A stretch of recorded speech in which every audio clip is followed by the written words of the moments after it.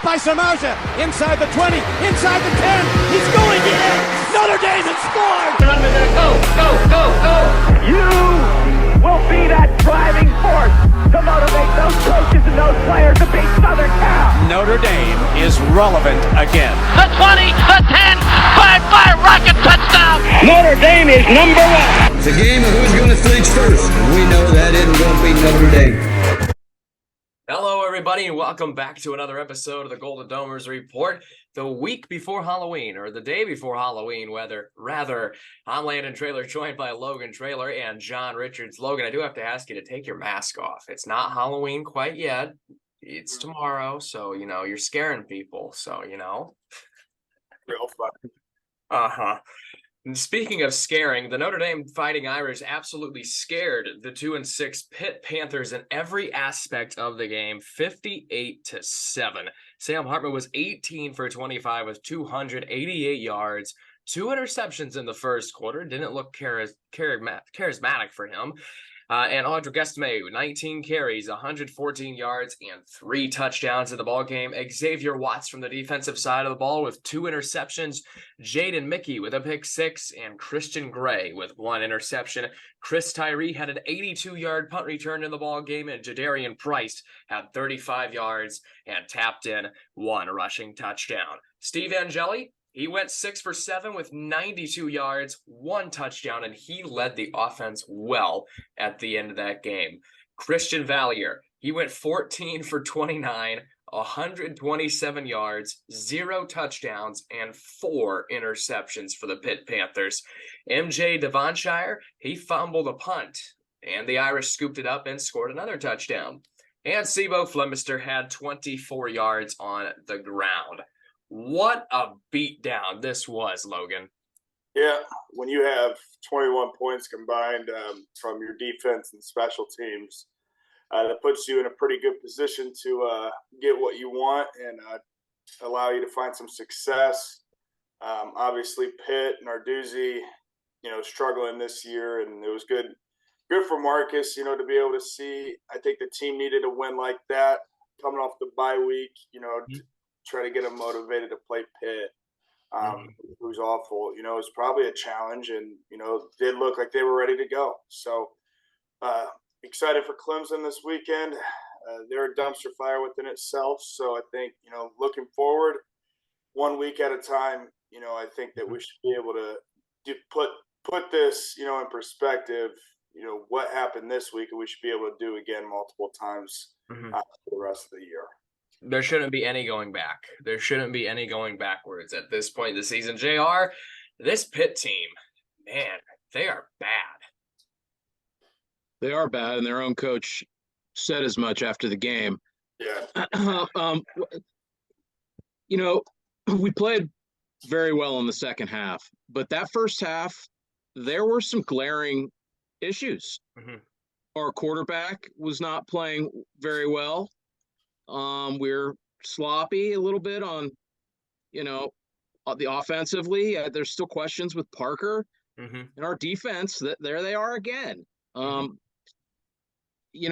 I feel great about beating Pitt, being 7-2. We have a chance to go to Clemson and throw the dirt on them. I'm interested to see how the rest of the season plays out. We're still on schedule for what I predicted. And, there's a lot to play for, but Hartman isn't who I thought he may have been. And that was a little disappointing to me. But 58-7, Pitt is in a really tough spot. It's sad to see how far they have fallen and how quickly they have fallen. I think 2 years ago, weren't they playing in the ACC championship game? They were. I mean, you see how the portal has destroyed programs and has really benefited some programs. So it's interesting to see some of these teams and, opponents that we play historically, how they're faring. And it was kind of sad to see Pitt they got rolled. Hear the coach afterwards, he kind of came out and kind of had to, pull back a little bit on what he said, because Not a good look over there. I think your guy's dead man walking. I do agree with that. Man, it was sad to see Pitt roll out that product on the field. I mean, that was bad. That quarterback, their starting quarterback, he was just chucking it up, and it was a wounded duck every single throw. He could not throw a deep ball. He couldn't throw a short pass. They have a lot of issues, and I don't think Pat Narduzzi will be around to try to fix those issues next year. No, probably not. That poor kid, he was running for his life. I'm surprised they left him out there as long as they did, because that can really be damaging to a young man's psyche at that position, and you can ruin a kid like Yeah, that. you could. You very well could. Why not put Phil? And they may have. They may have. Right. Why not put Phil Dracovic back in the game? I mean, they benched him for what? I mean, you're telling me he's worse than that? No way Phil Dracovic is worse than that. I don't know. That's very questionable to me. He's a clown. Speaking of questionable, there were some questionable play calls in that first half that I'm just still not confident in Jared Parker. And moving forward, it's why that I think you guys, it's why I just don't feel confident in this team. I mean, I just don't know. The defense continues to be the backbone, and continues to shine. They have 10 takeaways in their last 2 ball games. Absolutely phenomenal the way they are playing. And JR, you mentioned about the offense. There was just a lot of questionable play calls again that just makes me not confident in our offense. It just seems to be very basic and elementary. And our quarterback, he's limited. It's going to be interesting to see what the future holds for Sam Hartman, because he does have a lot of limitations. And maybe some of those limitations aren't his fault, including his receiving core. But I think there's enough there to just have a little bit more creativity and ingenuity, especially, with the stockpile of running backs that we have. You can mismatch a lot of those guys up. Absolutely. So again, I think all of this points back to losing Harry. It all starts at the offensive line, and there's been some holes there this year. Again, we can continue to debate Parker over and over. He is who he is. Whether or not Freeman decides to upgrade at that position moving forward or not, that's going to be up to him and the direction of what his program is going to look like. So I don't know. We'll see. We'll see how it goes moving forward. But we certainly should win out, you guys. I mean, Absolutely. right? I mean, if losing to Clemson now, how many losses does Clemson have? 3, 4? 4-4. They're 4-4. You can't go down to Clemson and lose to a 4-4 mediocre ACC football team that is on the edge of just completely imploding from within. That would not be a good look. We'll get to that in just a minute. Now, speaking of that offense, it almost,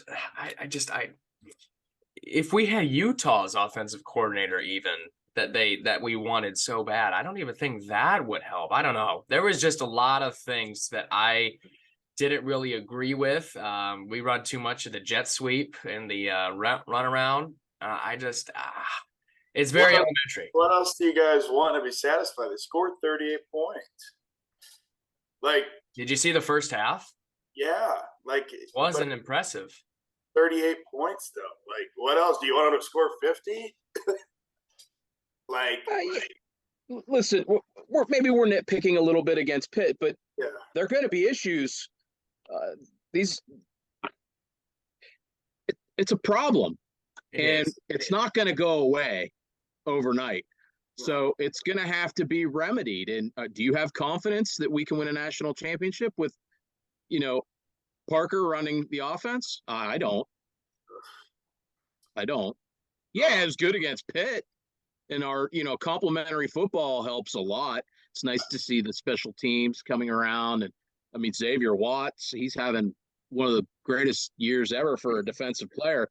And it's nice to see all the depth that we have on the back end. With Morrison didn't play. We got a lot of young guys making plays, but that's against Pitt. Offensively, that needs to. Your offense needs to cover the holes of your team and the warts, not be the problem. That's, I think, that what separates good national championship teams.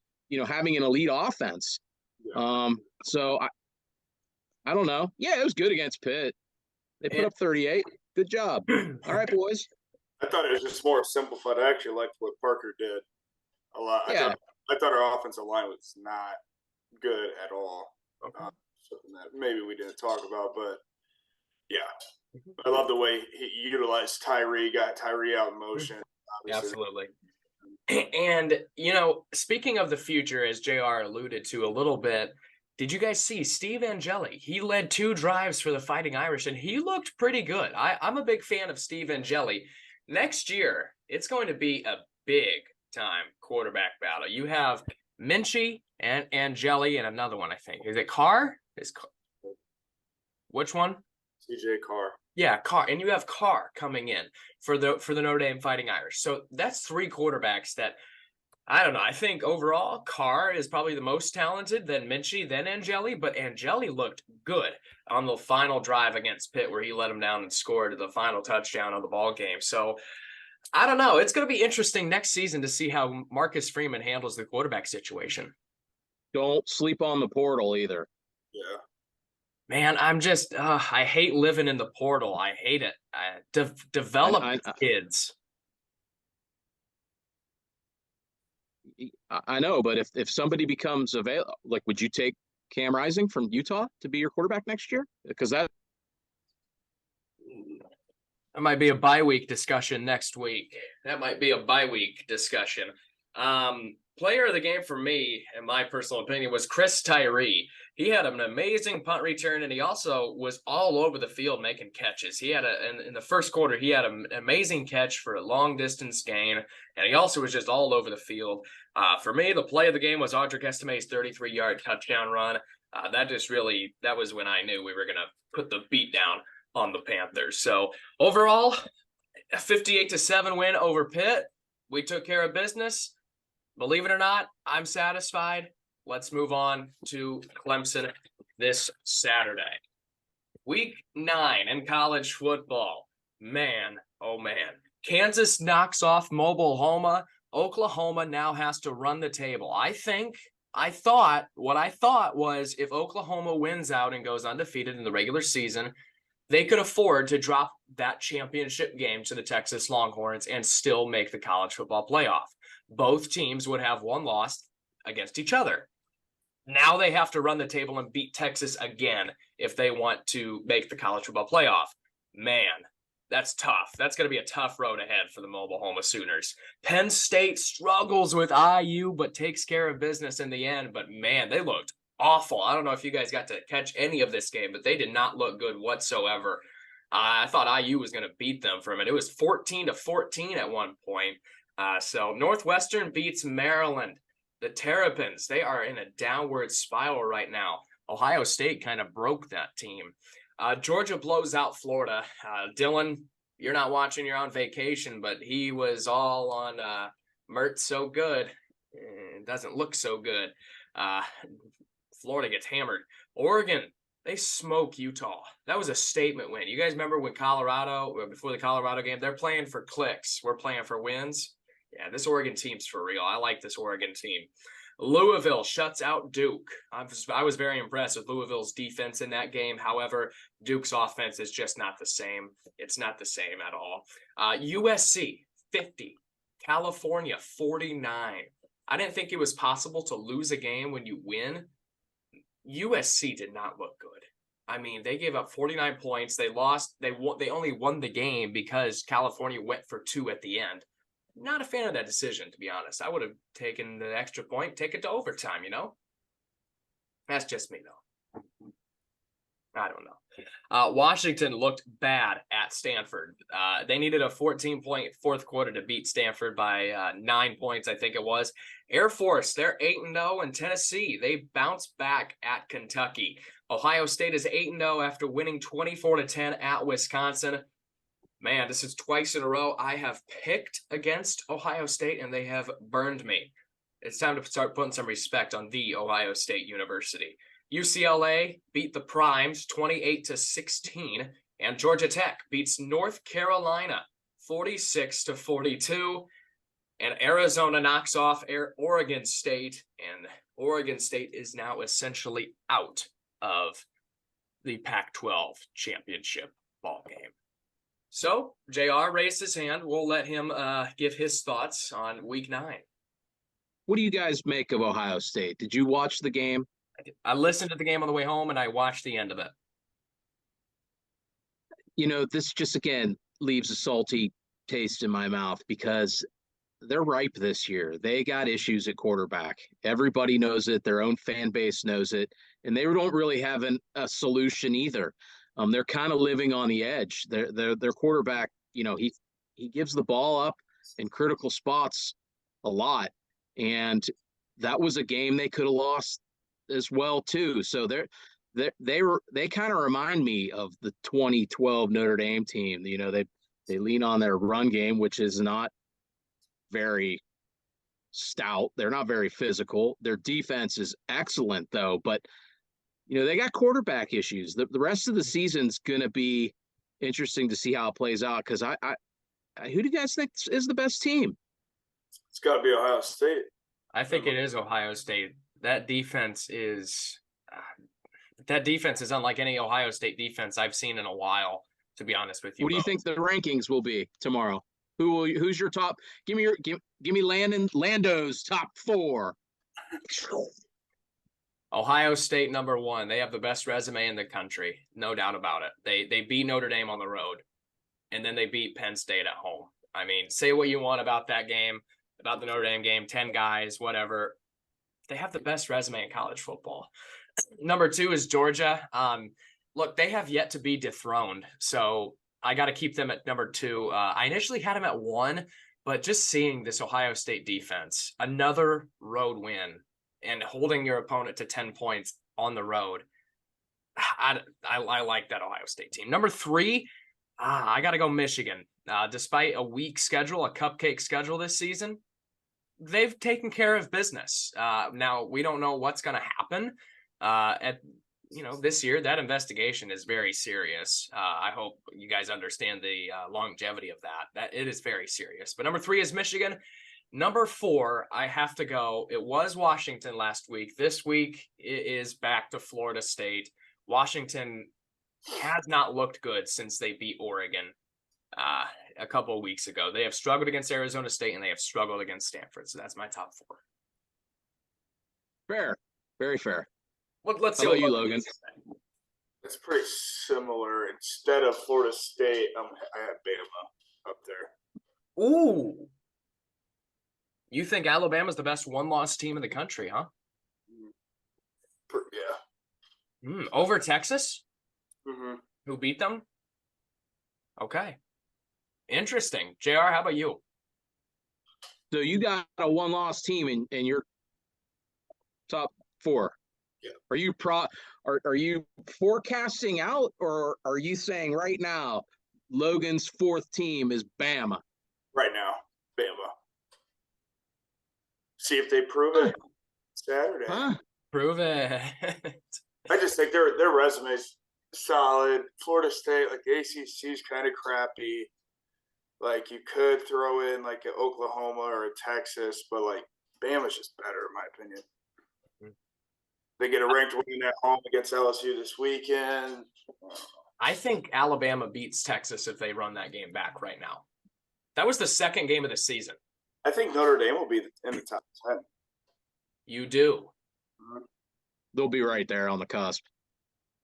If the resume was just a little bit more, there was a little bit more depth there. But the win-loss record of our opponents is really high. Yeah. Comparatively speaking to the other teams that are going to be in those top four, I think Notre Dame's opponent win-loss record is like double everybody else's.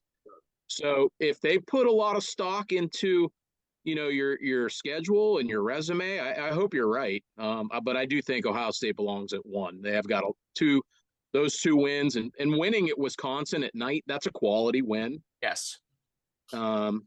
So it'll be interesting to see where Notre Dame falls. I think they'll be right around 10, but having Bama in there, Landon, I think I'm going to have to agree with you. I'm going to go Florida State in the 4 hole. I'll go free shoe you. They've got a nice win over LSU. That's a nice non-conference neutral site win against the SEC, a very high scoring team. That's and they blew them out. That's kind of an equivalent to Ohio State's win at Notre Dame, although that's a true road win. So, Washington, are they too much finesse and little Fugazi? Yeah, little Fugazi. And let's not forget the final discussion of week 9. Uncle Mac took another L. Grandpa Mac, they are what they are. Right? Indeed. Who's your number 2? Georgia, Ohio State? I'll go George. Oh, you want my 4? Yeah. My 4 are the same as yours. All right. Yeah, no, I think that's fair. What's Michigan gonna be? I mean, I think they're gonna blow out Penn State here in a couple weeks. I don't know. This is they got a lot going on behind the scenes. To be carrying this around on your back, and at the start of the allegations, though, they blew out Michigan State 49-0 when all that was just starting. So they seem to handle it pretty well. 2 lost teams at the end of the year. Well, they have a lot of characteristics that are going to carry them because they're physical, they can run the ball, they're well coached. But just behind the scenes and all the pressure, you guys are probably too young to really know any of this, but Notre Dame had a year back when Lou Holtz was coaching, and they had high national title aspirations. And there was this book that came out about Lou and how he was shady, and there were all these NCAA violations that were going on, and there was a lot of pressure at the time. Somebody wrote a really nasty book about Lou, and I think that might have been the year that did we lose to Northwestern early on in the year?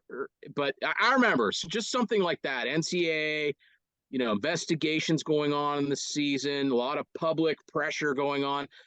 It'd be interesting to see how they handle the rest of the year. They got a lot of big games coming up. They do not have a very good resume, so we'll see where they're at.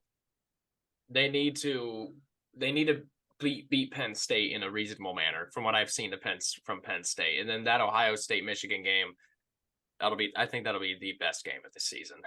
You have a high-powered defense and a high-powered offense combined together on the field, so I'm interested to see that. By Samauja, inside the 20, inside the 10, he's going in! Notre Dame has scored! Go! You will be that driving force to motivate those coaches and those players to beat Southern Cal. Notre Dame is relevant again. The 20, the 10, 5-5 rocket touchdown. Notre Dame is number 1. It's a game of who's going to flinch first. We know that it won't be Notre Dame.